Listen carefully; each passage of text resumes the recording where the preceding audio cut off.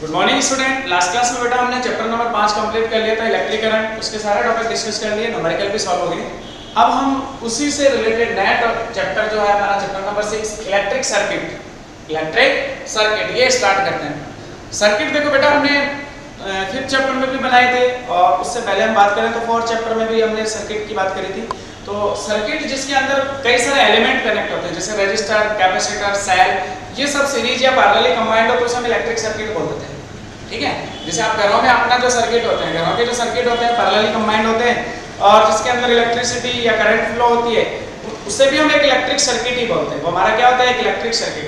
तो electric circuit जिसमें कई सारे एलिमेंट लाइक रजिस्टर, कैपेसिटर, ठीक है ना, सेल, सीरीज या पैरेलली कंबाइंड हो उसे हम इलेक्ट्रिक सर्किट बोल देते हैं। ठीक है, तो इलेक्ट्रिक सर्किट चैप्टर का नाम तो आपको समझ में आ गया और इसको आप बना चुके हैं। Series combination of register, parallel combination of register, वो आपका एक सर्किट ही था। वो आपका क्या था बेटा, सर्किट था। ठीक है, जिसके अंदर अपन ने कुछ रजिस्टर कनेक्ट किए होंगे, सेल कनेक्ट किया होगा, की कनेक्ट की होगी, तो ये सब हमारा एक सर्किट का पार्ट हो गया, एलिमेंट हो गए। एलिमेंट क्या हो गए, रजिस्टर, कैपेसिटर, सेल, की, ये सब एलिमेंट होते हैं। ठीक है, अब हम बात करें कि इस इलेक्ट्रिक सर्किट में हम पढ़ेंगे क्या, हमें क्या क्या पढ़ना है इस चैप्टर के अंदर, ठीक है ना, उसकी बात करें तो इलेक्ट्रिक सर्किट में हम सबसे पहले किरचॉफ्स लॉ पढ़ेंगे। बट किरचॉफ्स लॉ पढ़ने से पहले कुछ बेसिक कॉन्सेप्ट या कुछ बेसिक डेफिनेशन जो हमें पता होनी चाहिए। तो सबसे पहले हम इसमें पढ़ेंगे नोड और सेकंड टॉपिक हम पढ़ेंगे लूप। हम दो चीजों की बात करेंगे, नोड और लूप। नोड बोलो या फिर मैं इसको जंक्शन भी बोलता हूं, जंक्शन। किसी सर्किट में नोड को कैसे डिफाइन करेंगे या जंक्शन को कैसे डिफाइन करेंगे, किसी इलेक्ट्रिक सर्किट के किसी पॉइंट पर या किसी पॉइंट पर 3 या 3 से ज्यादा ब्रांचेज आके मिलती हैं उसे हम बोलते हैं नोड या जंक्शन, या उसको हम नोड बोलते हैं। जैसे मान लो एक पॉइंट था सर्किट के अंदर, ठीक है, उस पॉइंट पे इधर से भी कोई ब्रांच आई हुई है, इधर से भी कोई ब्रांच है, इधर भी कोई ब्रांच है, तो ये आपका एक नोड हुआ। 3 या 3 से ज्यादा ब्रांच, 3 मिनिमम होनी चाहिए, 3 से ज्यादा कितनी भी हो, 3 से ज्यादा कितनी भी हो उसे हम क्या बोलेंगे बेटा, नोड। तो नोड आपको समझ में आ गया, इलेक्ट्रिक सर्किट के किसी पॉइंट पे 3 या 3 से ज्यादा ब्रांचेज आके इंटरसेक्ट होती हो उस पॉइंट को नोड बोला जाता है। उस पॉइंट को क्या बोला जाता है, नोड। तो आपको नोड का कांसेप्ट समझ में आ गया। नोड या जंक्शन की बात करें तो 3 या 3 से ज्यादा पॉइंट्स या 3 या 3 से ज्यादा ब्रांचेज आके इंटरसेक्ट होती है किसी पॉइंट पे इलेक्ट्रिक सर्किट में, उसे हम नोड कहते हैं। कोई टेंशन नहीं। Next loop. लूप भी एक सर्किट का ही पार्ट है, इलेक्ट्रिक सर्किट का ही एक पार्ट है। दो टाइप के हम लूप की बात करेंगे, क्लोज लूप और ओपन लूप। क्लोज लूप और ओपन लूप में अब हम लूप को कैसे डिफाइन करेंगे, दो टाइप तो पढ़ लिया हमने, क्लोज और ओपन। लूप को कैसे डिफाइन करेंगे, सर्किट के अंदर, इलेक्ट्रिक सर्किट में ऐसा पार्ट जिसमें करंट कांस्टेंट होती है, जिसके अंदर करंट कांस्टेंट होती है उसे हम लूप बोलते हैं।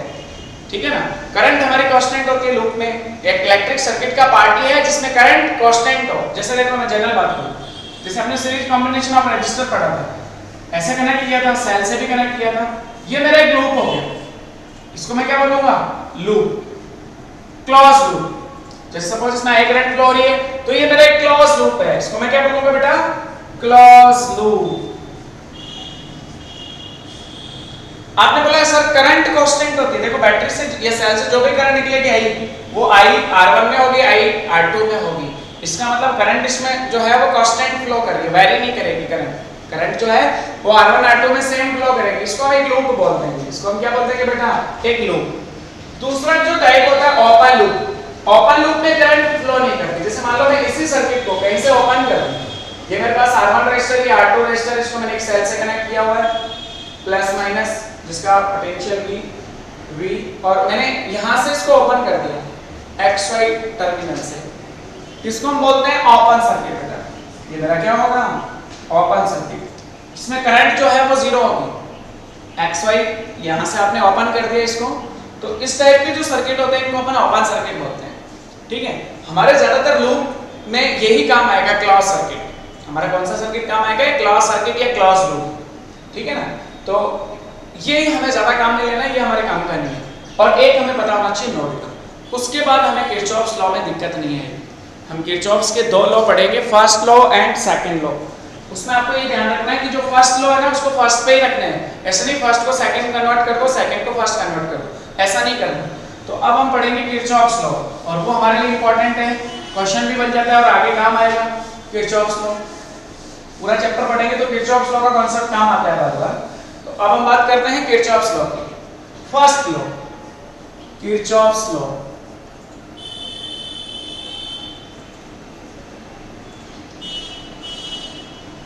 ठीक है, इसमें हम जो पहले लॉ पढ़ेंगे उसको बोला जाता है first law, Kirchhoff's first law. देखो इसके 3 नाम हैं, ये तो इसका असली नाम हो गया। अब इसके 2 निकनेम सुनो, Kirchhoff current law, Kirchhoff current law, short में इसको बोलेंगे बार बार केसीएल। ये सेकंड इसका निकनेम हो गया। थर्ड जो नेम है इसका, या सेकंड निकनेम जो है वो है चार्ज कंजर्वेशन लॉ। इसको हम चार्ज कंजर्वेशन लॉ भी बोलते हैं। इस केस में चार्ज कंजर्व होता होगा, इसलिए इसको चार्ज कंजर्वेशन लॉ भी बोलते हैं, charge conservation law. First law के हमारा जो फर्स्ट लॉ से क्वेश्चन बनता है वो लॉ पूछता है, तो कई बार फर्स्ट लॉ लिखा होता है क्वेश्चन में, कई बार किरचॉफ करंट लॉ लिखा होता है, कई बार चार्ज कंजर्वेशन लॉ लिखा होता है। कुछ भी लिखा हो, स्टेटमेंट तीनों के लिए सेम ही है। According to Kirchhoff's first law, according to, देखो बहुत आसान लॉ है, according to Kirchhoff first law, Kirchhoff's first law, the algebraic sum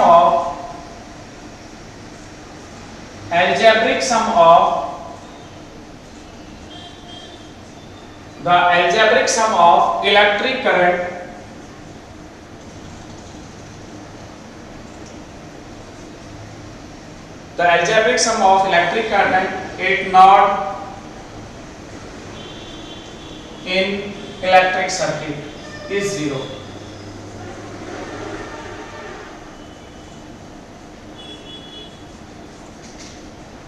statement सुनो, according to Kirchhoff's first law the algebraic sum of electric current it not in electric circuit is 0। Electric circuit के किसी particular node पे current का algebraic sum 0 होता है, that is summation i equals to 0, that is summation i equals to 0। Current का algebraic sum 0 होता है, ठीक है। अब अलजेब्रिक सम का मतलब current is a scalar quantity.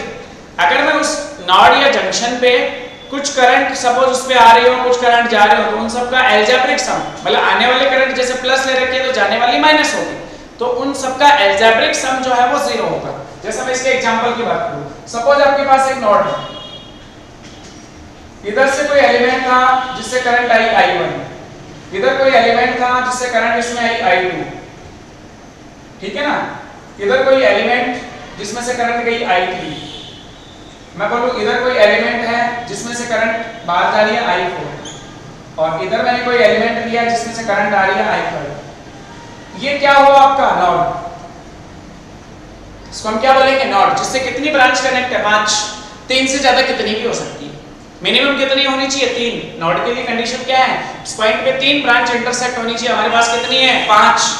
Algebraic sum of current, incoming को आप प्लस ले लो, आउटगोइंग को माइनस मान लो। जो करंट इस नोड पे आ रही हैं उन सबको प्लस करो, I1 आ रही है, I2 आ रही है और I5 आ रही है, I3 बाहर जा रही है माइनस, I4 बाहर जा रही है माइनस। तो according to Kirchhoff's law, according to KCL, condition क्या होगी, I1 plus I2 minus I3 minus I4 plus I5 equals to 0। Sorry, I1 plus I2 minus I3 minus I4 plus I5 equals to 0। Clear होगा concept. Incoming को plus लिखा, outgoing को minus. इसको हम simplify करना चाहे तो ऐसे भी लिख सकते हैं, I1 plus I2 plus I5 equals to I3 plus I4। ये भी हो सकता है। According to Kirchhoff's law, incoming current का sum equals to outgoing current का सम। अरे जनरल बात है, जितनी करंट इस नोड पे पहुंचेगी, जितनी करंट ब्रांचेस से आएगी उतनी ही करंट बाहर जाएगी। ऐसा थोड़ी है कि नोड करंट को खा जाएगा या चार्ज को खा जाएगा। चार्ज कंजर्वेशन इसलिए बोलते हैं कि करंट के साथ चार्ज फ्लो होता है, तो जितना चार्ज इस नोड पे पहुंचा उतना ही चार्ज बाहर निकलेगा, because charge is a conserve. Charge क्या होता है, कंजर्व होता है। तो जितना चार्ज इस नोड पे पहुंचा उतना चार्ज बाहर निकला, इसलिए इसको हम बोलते हैं चार्ज कंजर्वेशन लॉ।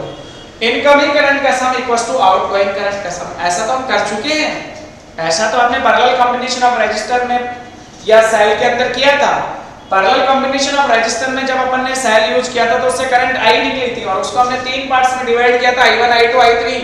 तो आपने लिखा था I equals to I1 plus I2 plus I3, वो KCL ही तो था, वो तो हम पहले ही डिस्कस कर चुके। बस उसमें हमने ऐसा लिखा नहीं कि ये KCL से आया है। KCL अब पढ़ रहे हैं, किरचॉफ करंट लॉ अपन अब डिस्कस कर रहे हैं। तो क्या ये कॉन्सेप्ट आपको अच्छे से क्लियर हो गया KCL का? किसी पर्टिकुलर नोड पे बात करें, किसी सर्किट के पर्टिकुलर नोड पे बात करें तो इनकमिंग करंट का sum equals to outgoing current का सम, वही हमारा KCL है, लॉजिक या algebraic sum of electric current if particular node is 0। ठीक है ना, क्लियर?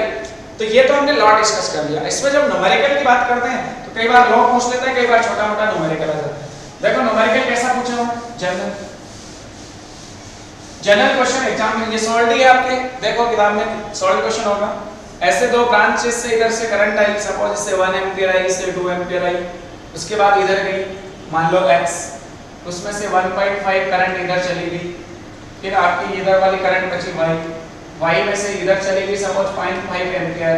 बताओ इधर जो करंट गई z कितनी होगी? आपसे क्वेश्चन में पूछा x y z की वैल्यू बताओ, स्टेप पे कोई क्वेश्चन होगा x y z की वैल्यू पूछी आपसे।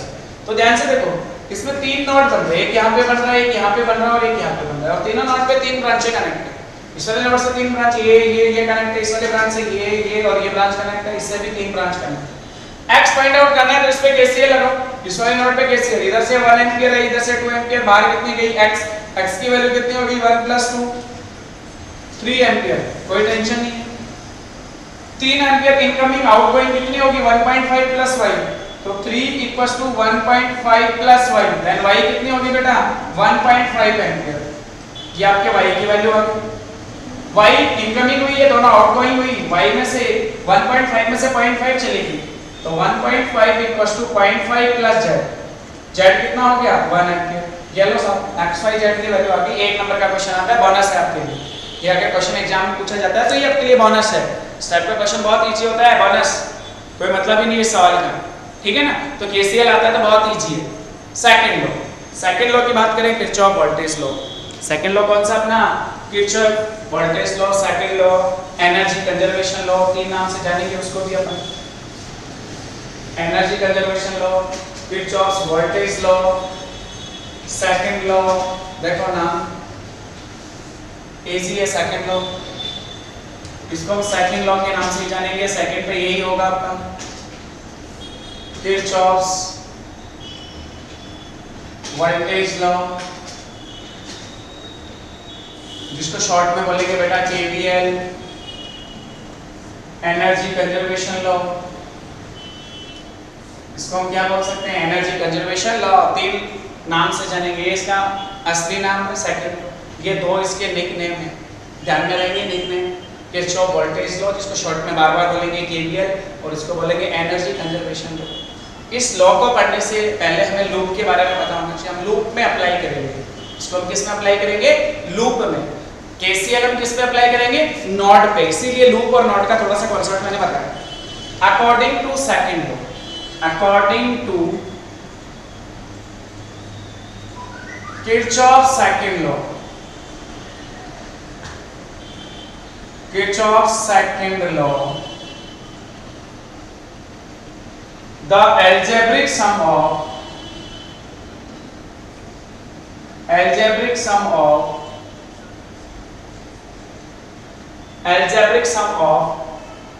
voltages, इसका मतलब लूप में कई सारे सेल हो सकते हैं, voltages and voltage drop। आगे कोई एलिमेंट जैसे रजिस्टर है, उसमें करंट I फ्लो करे, रेजिस्टेंस R, तो IR उसका वोल्टेज ड्रॉप होगा, उसको हम क्या बोलेंगे बेटा वोल्टेज ड्रॉप। जो पोटेंशियल डिफरेंस होगा रेजिस्टर के अक्रॉस, उसे वोल्टेज ड्रॉप बोलते हैं। वोल्टेज इज सेल का वोल्टेज, EMF जो होगा वो वोल्टेज, या उसको मैं EMF भी लिख सकता हूं। Voltages and voltage drop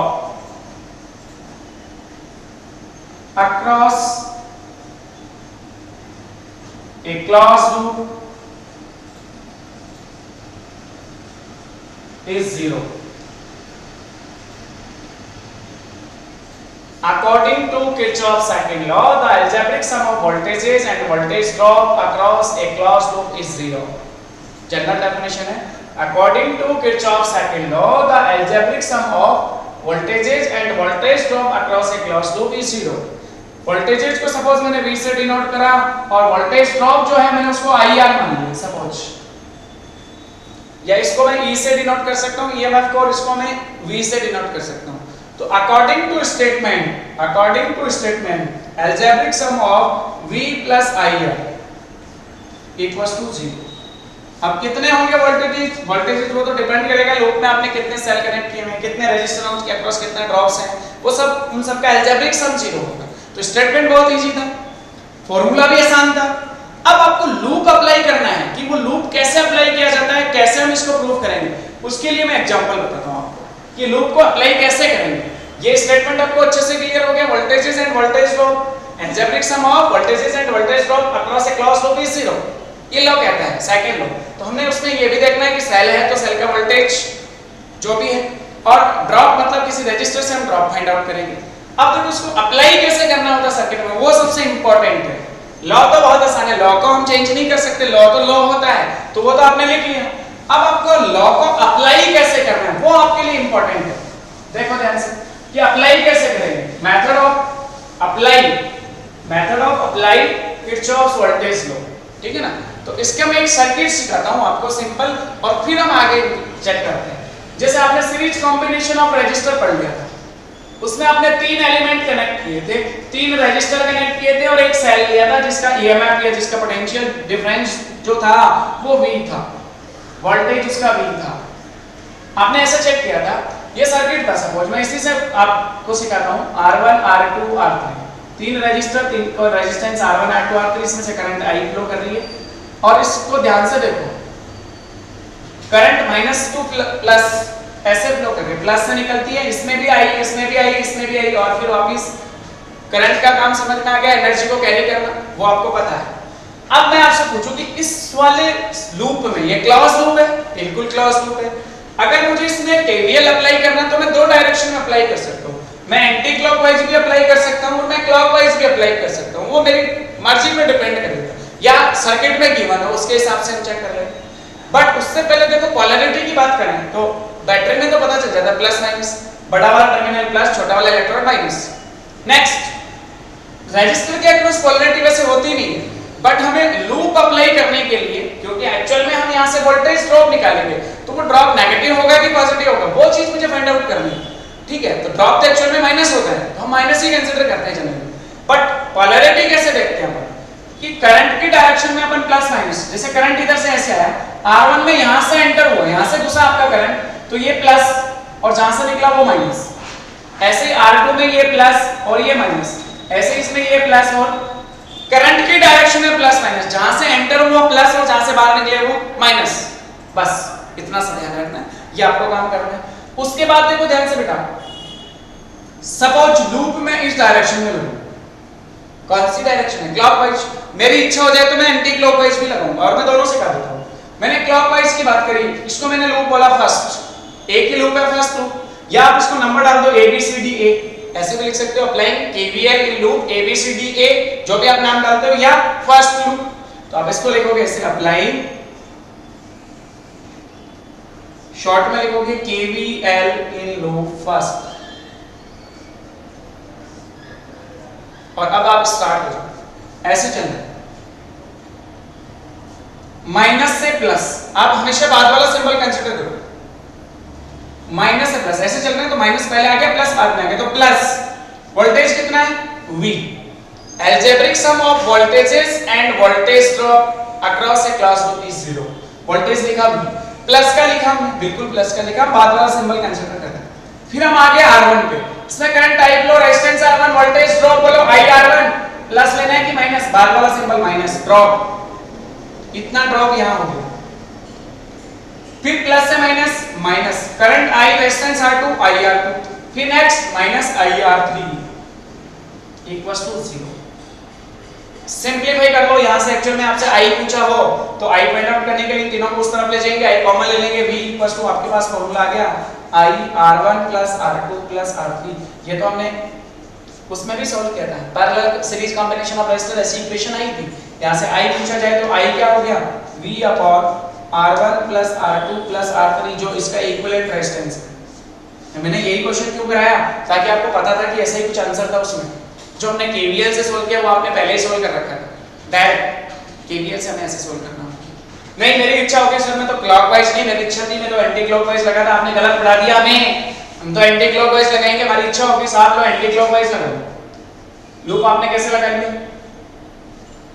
anti clockwise ऐसे। चेक करो आंसर यही आता है, ऐसे लगाइए। पोलैरिटी करंट की डायरेक्शन में ये होगी, करंट चेंज नहीं होगी, करंट बैटरी के प्लस से ही निकलेगी, सेल के प्लस से निकलेगी, माइनस में एंटर होगी। पक्का लाइट में ध्यान रखना, वो पक्का फिक्स है। लूप आप क्लॉकवाइज एंटी क्लॉकवाइज जो मर्जी हो लगो, कोई फर्क नहीं पड़ता, आंसर सेम ही आएगा। चलो अपने लूप ऐसे लगे, ऐसे ऐसे चल रही है आपकी लूप, प्लस से माइनस, माइनस का बाद वाला सिंबल कंसीडर करना। फिर हम यहां पे आके माइनस से प्लस, प्लस करंट कितनी आई, रेजिस्टेंस R3 आई R3, फिर माइनस से plus current I resistance R2 I R2, next में plus I R1 equals to 0। आई पूछा v को उधर ले जाओ, आई कॉमन लो, आई क्या उतना ही आ गया v upon R1 plus R2 plus R3। अरे आंसर चेंज थोड़ी हुआ, वही है, इसका मतलब हमने करेक्ट किया है। लूप हम क्लॉकवाइज लगाए एंटी क्लॉकवाइज वो हमारी मर्जी, उसमें हम मर्जी चला सकते हैं, but polarity of resistance depend करेगी direction of current. Direction of current से हम पोलैरिटी प्लस माइनस बताएंगे रेजिस्टेंस की। क्लियर? दूसरा, करंट हमेशा बैटरी के प्लस टर्मिनल से बाहर निकलेगी, माइनस में एंटर होगी, ये भी ध्यान में रखना है, ठीक है? या फिर उल्टा दिया हुआ हो डायरेक्शन करंट की, तो वो क्वेश्चन में गिवन है, उसके हिसाब से हम सोच लेंगे। अब अपन इसका एक न्यूमेरिकल सॉल्व कर लेते हैं।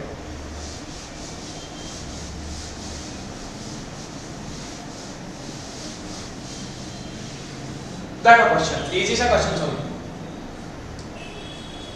सपोज मेरे पास एक 10 वोल्ट की बैटरी है,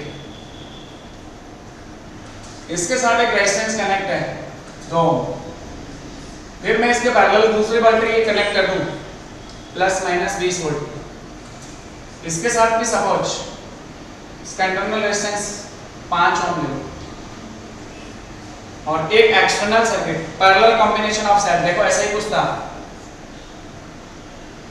कुछ भी ले लो इसको, 3 ओम ले लो। और अब क्वेश्चन में आपसे क्या पूछा है, क्वेश्चन को ध्यान से देखो, 2 सेल पैरेलली कंबाइंड है, एक्सटर्नल सर्किट 3 ओम, 2 लूप है इसमें, यहाँ पे नोड बन सकता है, यहाँ पे नोड बन सकता है, 2 नोड भी है। इस सेल से सपोज करंट I1 ऐसे फ्लो हो रही है, इस वाले सेल से I2 करंट फ्लो हो रही है ऐसे, और ये I1 और I2 इस नोड पे आ गए, और इसमें I3 करंट जा रही है। ये सर्किट है। तो सबसे पहले तो ये जो नोड है ना, इसका पता चल गया, जिसको मैंने A से डिनोट किया। इस नोड A पे मैं KVL अप्लाई कर सकता हूँ, KCL अप्लाई कर सकता हूँ। मैं लिखूंगा applying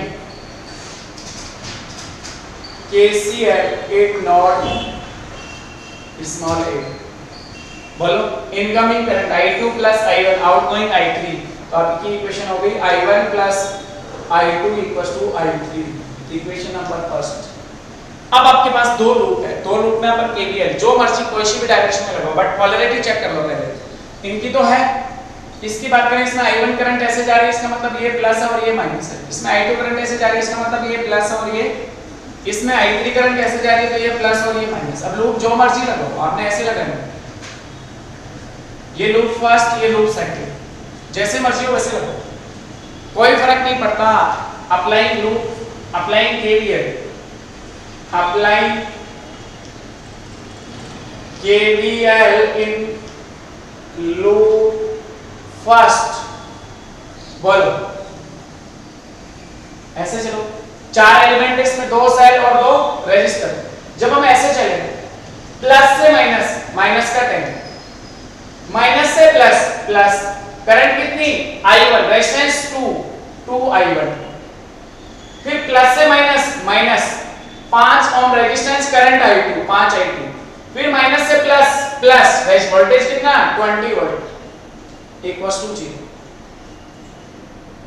2I1 minus 5I2 minus 10 plus 20, plus का 10 उधर ले जाओगे तो माइनस का 10, आपके पास इक्वेशन आ गई 2I1 minus 5I2 equals to minus का 10, equation number 2।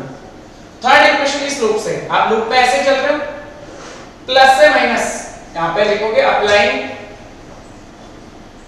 Applying KVL in loop second, plus से माइनस, माइनस का चिन्ह आएगा, वोल्टेज कितना है 20, माइनस का 20, माइनस से प्लस, प्लस करंट कितनी I2, रेजिस्टेंस 5 I2, फिर इधर आ जाओ माइनस से प्लस, फिर से प्लस, रेजिस्टेंस 3 ओम, करंट I3, तो आप देखोगे 3I3 इक्वल्स टू 0। इस 20 को डायरेक्ट इधर ले आओ, इक्वेशन आपके पास आ गई 5I2 plus 3I3 equals to 20। आपके पास तीन इक्वेशन, तीन अननोन वैल्यू, 10th क्लास में सॉल्व करना सीख लिया होगा कि तीन इक्वेशन, तीन अननोन वैल्यू कैसे फाइंड आउट करनी है, कैसे भी सॉल्व कर लो। जैसे मैं यहां से I3 की वैल्यू I1 प्लस I2 इसमें पुट करूं, फिर मेरे पास ये I1 I2 में, ये भी I1 I2 में, मैं सॉल्व कर सकता हूं। देखो इजी, थोड़ी देर के लिए सर्किट हटा दो, तो पता चल गया I1 I2 I3 find out करना है। तो using equation first and third, using equation first and third, first से I3 की वैल्यू आपने थर्ड में पुट कर दी, then 5I2 plus I1 plus I2 equals to 20। यही होगा आपकी इक्वेशन बन गई I1 plus 6I2 equals to 20, equation number 4। अब using equation fourth and second, using equation second and fourth, second equation देखो ये थी 2I1 माइनस 5I2, अगर मैं इसको 2 से मल्टीप्लाई करके उसमें से सबट्रैक्ट कर दूं, इसको 2 से मल्टीप्लाई करके उसमें से सबट्रैक्ट कर दूं तो आंसर आ जाएगा। इसको 2 से मल्टीप्लाई किया 2I1 plus 12I2 equals to 40, और उसको इसमें से सबट्रैक्ट कर लो 2I1 minus 5I2 equals to minus का 10, सबट्रैक्ट करोगे नीचे वाले साइन चेंज हो जाएंगे, ये कैंसिल आउट, 12 और 5 17I2, 17I2 equals to 50, then I2 की वैल्यू कितनी होगी 50/17 एम्पियर, जो भी है। I2 की वैल्यू आप किसी भी एक इक्वेशन में पुट कर लो, I2 की वैल्यू आप यहीं पुट कर लो, I1 आ जाएगा, I1 I2 फिर वापस यहां पुट कर दो, I3 आ जाएगा। आपको सॉल्व करना है कंप्लीट। क्या आपको ये लॉजिक समझ में आ गया KVL वाला? बाकी नेक्स्ट क्वेश्चन या जो क्वेश्चन है वो नेक्स्ट क्लास में करेंगे। Thank you.